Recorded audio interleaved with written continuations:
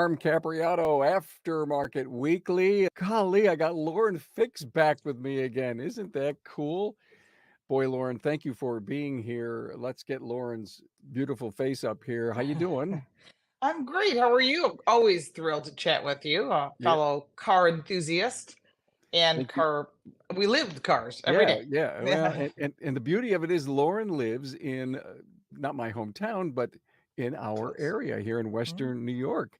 Hey, thanks for being here. Aftermarket Weekly, Remarkable Results Radio, the premier podcast for personal and business development designed for everyone in the automotive independent aftermarket repair industry. Look, Lauren and I've got a ton of things. If you don't get her newsletter, carcoach.com, Car Coach Reports, I get it, and it's fascinating. It is not super long, but it is very in depth, very powerful. I love the think that you have. It's very much aligned with what I do. And I basically said, "Hey, you've not been out in a while. Let's get together." I picked Mhm. four of her newsletter great topics, and we're just going to shoot the breeze about it. But thank you so much to our great friends at Dorman Training as we hang out here in the Carm Cave. Automotive technologies of today and tomorrow demand that professional technicians continuously maintain and grow their knowledge and skill sets. If one does not update, they will evaporate. Mastering the changing technologies, adapting new and more efficient testing techniques, and exploring new tooling and equipment applications are just a few challenges. Dorman Training is dedicated to providing the latest information and proven service and repair tips brought to you by some of the nation's best instructors in the company of some of the nation's best technicians. Dorman has been a leader in driving new product solutions for the automotive aftermarket for more than a century. With DormanTrainingCenter.com, we also deliver the technical training and insight service professionals need to further their careers and stay current. The automotive industry constantly evolves with technical advancements, making it crucial for technicians to stay updated with the latest trends and techniques. By undergoing comprehensive training, aspiring technicians will equip themselves with the necessary skills and knowledge to excel in their field. In addition to personal technical training throughout the United States, Dorman Training Center delivers online training modules covering a wide variety of topics, with new resources rolling out regularly. Whatever your role or experience, you can find helpful information on DormanTrainingCenter.com. Dorman Technical Training covers many of today's advanced automotive systems, including hybrid EV, driver assistance, diagnostics, emission, and complex electronics. Created for working service professionals and taught by ASE certified instructors, classes are held as lunch and learns in the evenings and weekends at on-site locations, as well as available on demand. Bring your knowledge to the next level at DormanTrainingLive.com. Hey, thank you so much, Dorman. I'm going to be at a Dorman event September 23rd. That's a Saturday at ATC in Warminster, Pennsylvania. I'm going to do the keynote that day. Can't wait. So if you want to get there, DormanTrainingLive.com. Lauren, some great topics. One of them that I want to jump in on is e-fuel. And I Mhm. find this whole thing fascinating. It's almost like, where's it been? What's funny is you think about cars that are out there, people think about everything that's on the street, but there's a lot of collector cars out there. And one of the main things that most people know is Porsche. They go, oh, would love to have one. But the brand itself is actually owned under the Volkswagen Group. And there's a lot of money there because they also own Lamborghini, Bentley, as well as many other like smaller, regular, everyday driver brands. And the CEO of the company said, you know what, we can't convert all these 911s, which is what Porsche is known for, to electric. It's just not going to work. People won't do it. It takes away their value. This is a part of our history. So they decided to invest billions of dollars into a fuel that is synthetic. Now, to give you an idea, if you know what synthetic oil is, everybody does, especially in our industry. Think about that as synthetic gasoline. Why have they not done it before? I don't know, but I do know that the investment is much larger than the average person's aware. They've invested billions of dollars. They're actually testing it as we speak. If you go to the Atlanta facility or go out to Palm Springs, there's a track out there. And they're testing that fuel there. They're testing the fuel in Atlanta. So if you go to the property in Atlanta and you want to test drive one of the Porsches, you will be driving on e-fuel, pure e-fuel. One of the fantastic things about it is it comes from hydrogen and water, which we have a lot of. And that is a really good thing. In addition to that, the process is what takes time. That's what they're working on right now. It does not require zero changes to any existing car. Emission systems, fuel pumps, fuel tanks, fuel lines, nothing, no changes. You pump it in your tank as it exists. There was just a huge article in Car and Driver from one of my fellow World Car jurors, Tim Stevens, who did a really great, super deep dive and went to Chile, where one of the factories is, and pumped it into a Porsche Cayenne there, and drove all over Chile to find out that there was no change at all, no change in performance, no change in pickup, nothing. So yeah, this is the answer. It reminds me of the chip, the microchip that was Yeah. invented, God, eons ago now, and Mhm. how expensive they were. Right. Desktop computers cost thousands and they didn't do much. Today, Right. we may spend $1,000 on something that could launch a rocket to the moon. And I look at the whole electrolysis thing, what it takes, and all the energy. The people on the green side are saying this is not economically feasible. It's going to cost more to Sure. do this than it will do than to make electricity. I'm a believer that capitalism will find a way. Nature will Always find a way. does. Yes. I know it. But think about this, Aramco. Now, if you're a Formula One fan, you like Formula One racing, you've heard of Aramco. They're out of the Middle East. They're investing in it. They've invested billions. And let me tell you, if the Middle East and OPEC is investing in it, they know that at some point they're going to be able to make it less expensive. Royal Dutch Oil is also doing that. Exxon, as well as Chevron, are all investing in this. And today, as we speak, there's a plant in Chile, one in Australia, one in Germany, and one here in the US, in Texas, and they are testing it. One of the first transitions you'll see is replacing ethanol. I know the farmers in Iowa won't be happy about that because they get all like government subsidies, but they're going to replace ethanol with this. It's a 1-to-1. So if you say, oh, it's 10% ethanol, and we all know what ethanol does to engines, people that are mechanics do not like it, and I'm with you, but this doesn't. This doesn't change anything. It allows you to drive it. You can run it pure synthetic fuel, but I think it's going to be a transition of a blend at first because of the cost. Right now, we're about $11 a gallon, but there's only 4 plants in the entire planet. And with all this money coming into it, electricity does not work for most countries. The upper half of the country, we've discussed this before, you have to work on them. And as a mechanic, nobody likes to work on them. There's a lot of special training, special parts. It costs more, just like hybrids, same thing, costs more. 2 propulsions, twice the price. And I'm an ASE certified technician as well. So I understand that there's a lot of hurdles that need to be cleared. But if we put synthetic fuel into your tank, the person with his 1994 Toyota Camry will be able to keep that Camry and drive it. Eventually, the fuel will be less expensive, but they won't be using fossil fuels. And that will be the green option. I think there's a lot of potential here. It may not be today, but I know we'll be talking about this down the road. Your point on the classic cars that exist today, that again, I think there will be a black market on gasoline if it ever Oh, happens, yeah. right? I'll There's be no part of doubt. that. Yeah. Yeah, I bet you will. I bet you will. The Mustang lady. The OEs, is GM, Ford, and Chrysler, Stellantis, are they getting involved in this? They are all very excited about the prospect of synthetic because if you talk to Jim Farley, who just recently he took a Ford Lightning F-150 truck on a drive and he realized that the infrastructure is not there. The product that's being produced by the manufacturers is great. It's very cool. It's very high tech, but the infrastructure is not there. And then we have the charging speed is too slow. He stopped at a fast charger, 40 minutes, got 40%. That's the same as you going to a gas station, staying there for 40 minutes and only filling up half a tank and then leaving. Why would you do that?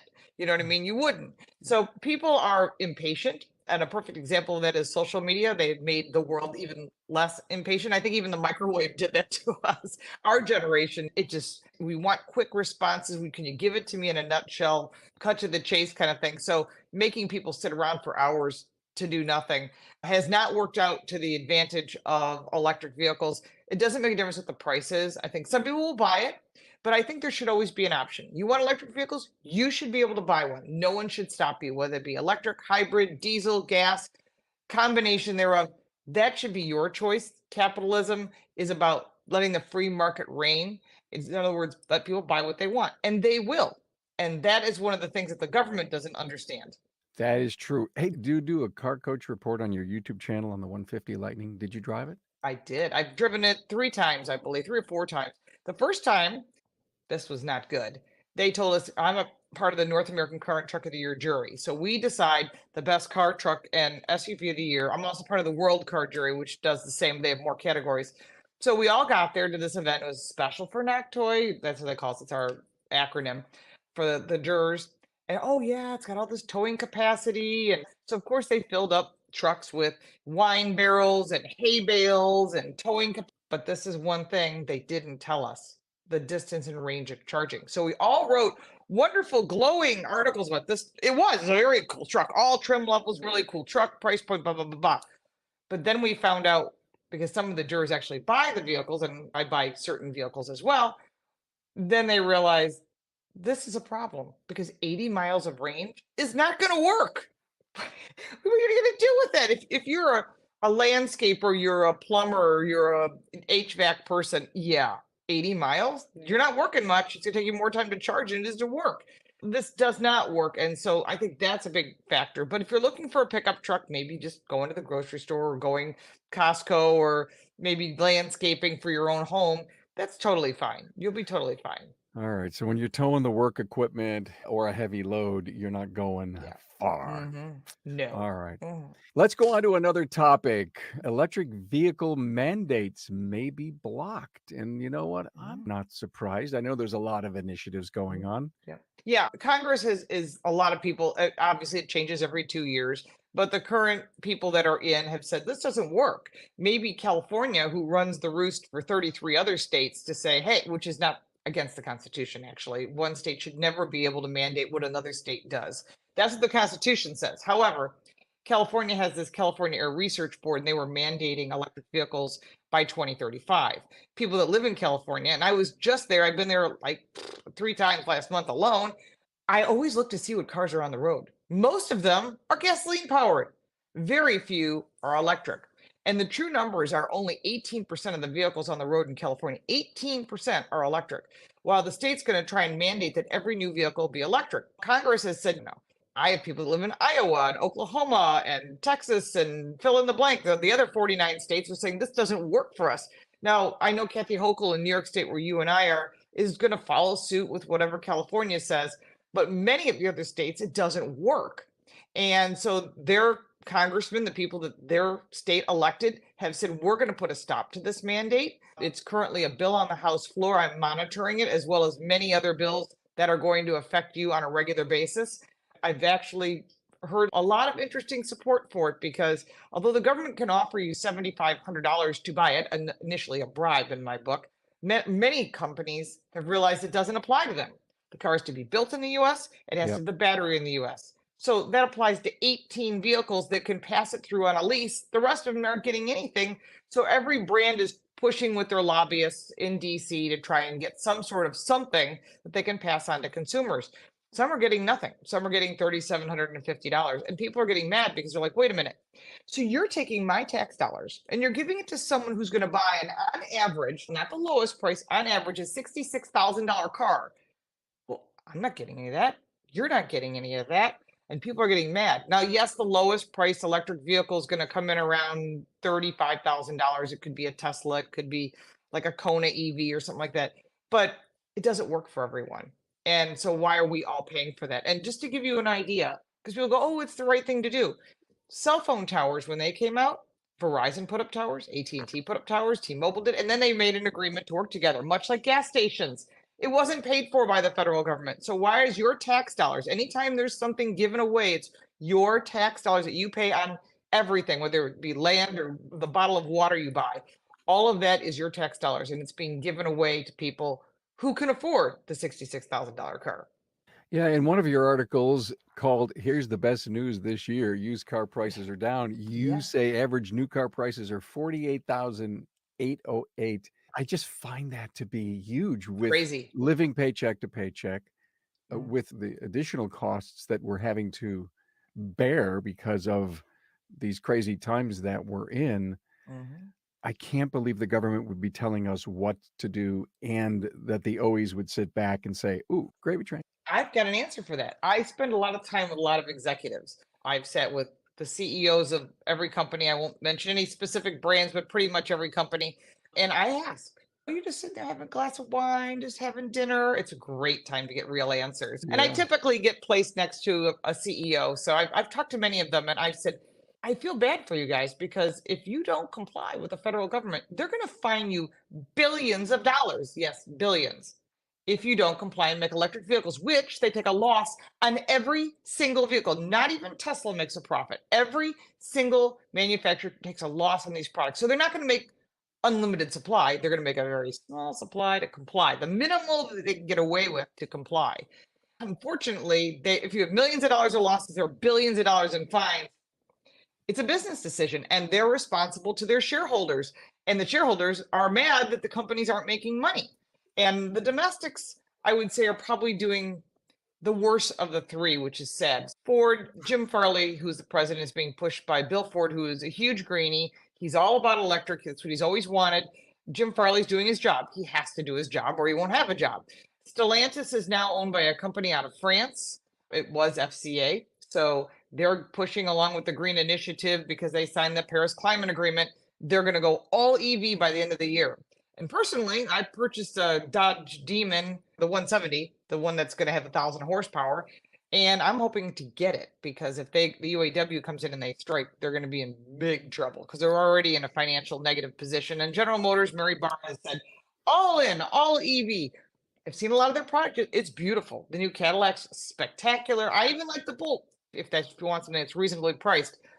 But when you look at Toyota, Honda, Kia, Hyundai, I've talked to some insiders who have told me that every single chassis that they make has the ability to be electric, hybrid, or gas Yeah. because they're preparing for a potential, who knows who the next president is? I don't have a crystal ball. So the next president, whoever that person is, comes into office and they go, electric vehicles, we're not doing this. What do you think all the car brands are going to do? They're going to shift quickly. They're going to say, yep, we're not making them anymore. Whatever's on the lot, whatever's in production is in production. And then every vehicle will go back. The problem is they've spent a ton of money in these cool vehicles. So many of the design, I'll just throw a car. I really think the Hyundai Ioniq 5 is a cool vehicle. It's won a ton of awards, both for World Car and North American Car and Truck of the Year. So that vehicle is not the same. Some of them are on skateboards, but they can easily put that body on another chassis. That would be very smart. So then you still get the cool design. And all you're doing is changing the propulsion. Yes, it's going to change the inside, but I mean, they can do front wheel drive and still not be too much of an impact to the undercarriage of the car. Because right now we have flat bottoms, right? We can flat back seats. There's no hump that we've all experienced from the drive shaft. So there'll be some changes. I think you'll see a lot of hybrids is what you're going to see. So it's going to be very interesting to watch a transition, but there is no way you can mandate someone to buy something, and especially if a car manufacturer is taking a loss. You can only do that so long. I don't care what business you're in. If you and I, Carm, owned a coffee shop, we took a loss on every cup of coffee, we won't be in business long. Okay, two Mm, thoughts that are going through my mind, if I could, yeah. so I don't lose them. One of them was, okay, taking a loss, I keep going back to e-fuels. Maybe it's Mhm. $11 a gallon. Why wouldn't somebody subsidize that, take a loss in order to get it out in the general public to get some pull through? And that's just my I'm with you. crazy. Oh, Okay. because there's no money in it. Because the government's pushing what makes money for them and the people that support them to get back into office. There's a lot of politics in here, whether you like it or not. It's everywhere. Okay. So they want windmills, they want solar panels, they want electric cars. So they're going to subsidize that. So if they were to subsidize nuclear power, we'd be making nuclear power plants. If they were to subsidize e-fuels, there'd be so much e-fuel at a reasonable price, it'd be done like that. Again, depends who's in office, but I will tell you this, China's no fool. They're putting up 17 nuclear power plants a year. Coal plants are going up daily because their demand on electricity for the quantity of people they have, they got to come up with Yeah. something. Yeah. And electric cars aren't their answer either, and they know it, but they're going to force us to do it. And they own all the mines where everything's being mined. So Yeah. we're really in a bad position. All right, let's go back to the thought of being able to put an ICE engine in a platform built as an EV. I Mhm. had heard a while back, boy, I never wrote it down. and you can maybe help confirm this, that Mercedes was going to build every car of theirs that could be, if somebody wanted to come in and you wanted to buy this particular class vehicle, you could get it in EV or you could get it in ICE. Did I read that right or hear that right? They're starting to transition 100% to electric. Okay. BMW is probably one of the brands that I would keep my eye on. I know that Audi has already pretty much transitioned. There's very few gasoline vehicles left. And I own the last of the TTRSs. I had to buy one because I know they're going to be gone. And I've always Oh been a little boy. TT Yeah. fan. I love them. They're cute little cars. They're Yeah. fun. Yeah. But BMW, I talked to one of the CEOs, one of the lead people. We'll just leave it at that. And he told me that they are well aware that the German government is pushing very hard for electric vehicles, but now the new administration that's there is starting to realize that this impacts their country in a very bad way from the economic standpoint, because 60% of their jobs go to the auto industry. So if you need less people are employed and there's no place for them to work, and that means they have less money to spend, and it just keeps building because remember they drive a lot of diesel vehicles there. And so you will look today at the numbers that was when I talked to in April. If you look at the sales in Germany today, you will see an increase in diesel vehicles. And they are running on clean diesel, running urea or AdBlue, whatever you want to call it, in the pipes, but they're also coming up with cleaner versions and they're doing hybrid diesels, which are really cool. Much if you think of like a Prius, instead of it being a gasoline powered engine, it's a diesel powered engine. And that is less expensive in Germany than it is to use petrol or gasoline. So interesting. To your article, Mhm. here's the best news of the year. Used car prices are down. What's going on there? Oh, this is really good news. Finally. So we've all seen used car prices just through the roof and out of control. And I think one of the things that people didn't realize when COVID hit, they thought, "Oh, no one's going to buy cars. No one's going to go to the dealer." But then I had phone calls from all over the place. People that lived in New York and Chicago saying, "I need a car. I need one now. I live downtown." There was a panic. So people started buying cars. And there wasn't enough new cars because it was shut down. So then they messed themselves up with this chip shortage. We're finally slowly crawling out of. But the used car market is where people started looking because the cost of an average new car went from 34,000 to almost 50,000. So now people are like, "Oh, that's a lot of money." So they're looking at used cars. So the used car market got absorbed, but because cars weren't being sold, they weren't being replenished. And I knew this would happen and I called it out. I said that in 2020, 3 years from now, being 2023, we are today, there's going to be a shortage of used cars because there weren't that many cars to lease. And most people lease for 3 years. So then the lease gets traded in and they buy something else. So during that time, people either purchased off the lease or didn't trade in. So what's happening now is finally it's starting to balance out. Production of new cars is starting to come into dealers, which is good if you want something new, whatever that may be. And that means the used car market's starting to fill up again, which is softening the prices. They're a little inflated. They're about 5% inflated. But overall, this is the best news we've had for the used car market in a long time. So if you're thinking about a used vehicle, maybe a couple years old, let someone else take the depreciation, whether it be a work truck for delivering whatever it is you deliver or just a regular car or SUV, you're now in a really nice sweet spot to get some good product. A better place. Are they going to continue Yes. to come down? This all depends on the UAW. So this is the problem. So right now, the UAW has said that as of September 13th, so mark your calendars, this is not good. I'm actually going to be in Detroit for that day for the Detroit Auto Show for Media Days. And I will tell you, I'm concerned because if the UAW and their new leadership decides they want to strike, they're asking for some pretty crazy numbers. So right now, a UAW worker makes between $60 and $70 an hour. They get benefits, and they gave up a lot of those benefits and a lot of that increase in pay during COVID. Now, Sean Fain, who is the new guy in charge of the UAW, says, we want, you ready for this? $150 an hour. That's $320,000 a year. I'll take the job. I'll take one of those. I'll go wrench on a car if you want to pay me that. But the reality of it all is that when Stellantis made them a counteroffer saying, because they're the target right now, they said, this is not going to work. This can't afford more than double what we're paying you because then we're going to have to increase the cost of the car. Everything's gone up. Benefits, retirement accounts, everything's gotten more expensive for everybody. Electricity, food, coffee, everything. There's nothing that has gone down in price. If you could list something, I'm game to hear what it might be. But so far, nothing's really gone down in price. So Sean Fain took the contract and dropped it in the trash on a YouTube live, which was really dumb because now they're calling for a strike. So the UAW has put out a vote last week that 96% of the UAW workers, sure, who doesn't want $150 an hour? Everybody does. Now, back to reality, that's not going to be the final number. We all know that. But they're threatening a strike, not just here, but I think it's called Canafor, which is the UAW of Canada. That's also a problem because if they strike, that means we're going to have a car shortage again, which is going to increase used cars. So if you're thinking about a used car, I would say your window ends at September 13th, because if the strike goes on, it could be short, could be long, but that means very few vehicles will be produced. I know right now they're training white collar workers to do blue collar jobs because they got to get something out the door, and they'll hire people, they'll hire scabs. I'm well aware of that. But still, getting product out the door is going to be a challenge, especially if you ordered something. So I think that the used car window is short right now. If they come to an agreement and everybody's happy and everyone goes to whatever they're going to do, I think you're going to be in a much better position to getting a used car at a good deal. And I could go on discussing this with you for a long time about why he fired up the base like he did. But at the same That's time, smart. this automotive industry is so critical and important to our economy, no different than Germany's. Mhm. And we would not have the kind of leadership in our country that would probably want to just say, listen, sit down. We're not leaving for 2 days until we can hammer out an agreement. Our entire economy, livelihoods, income, costs, expenses drive on what you guys do. Let's fix this.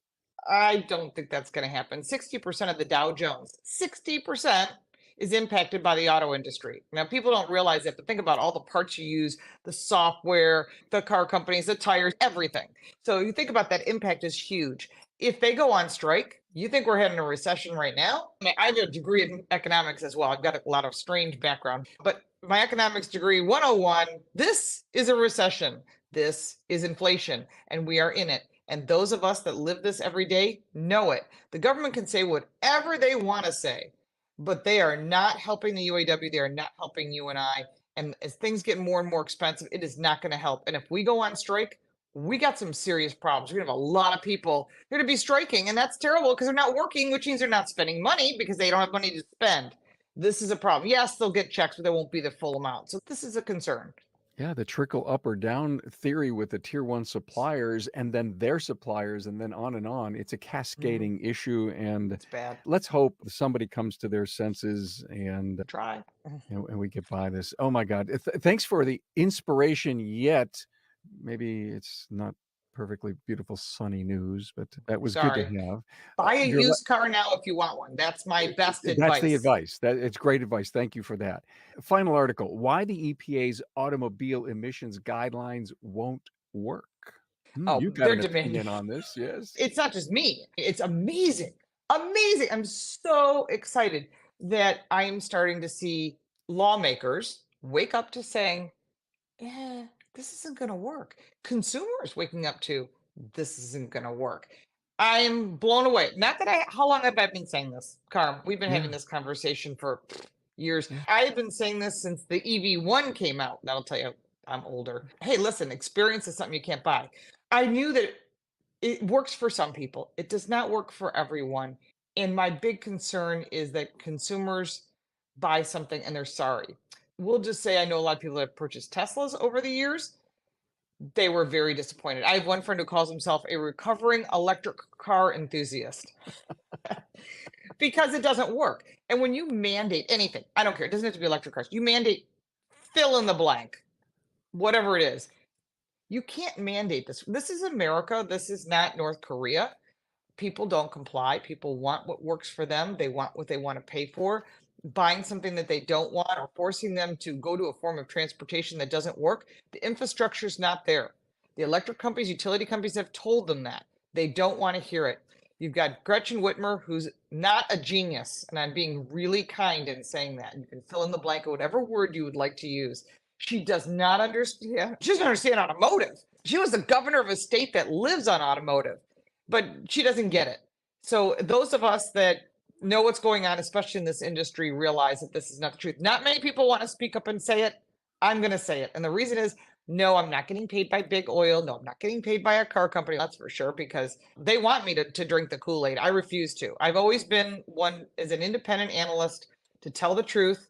I'm on a radio show on Odyssey networks as well as GCN networks every week. And they always laugh at me. They call me the Nostradamus of the auto industry, because I'm telling you, this will not happen. You can say whatever you want. Car companies have to follow along, but don't worry, they have contingency plans, and you should as well. So if you own an electric car and you love it, great. If you have a problem with it, if it's a Tesla, you're going to have to send it someplace to get it fixed and drive with an Uber card, which again, this is silliness. Silliness. It Well, doesn't work for everyone. Yeah, we're working in the independent aftermarket to really step up and help service Teslas, and they're getting a little bit Good. more open on helping the independents cover their backs. One of the things that I think about when it comes to the whole EPA mandates and the whole EV thing, the word slower comes to my mind.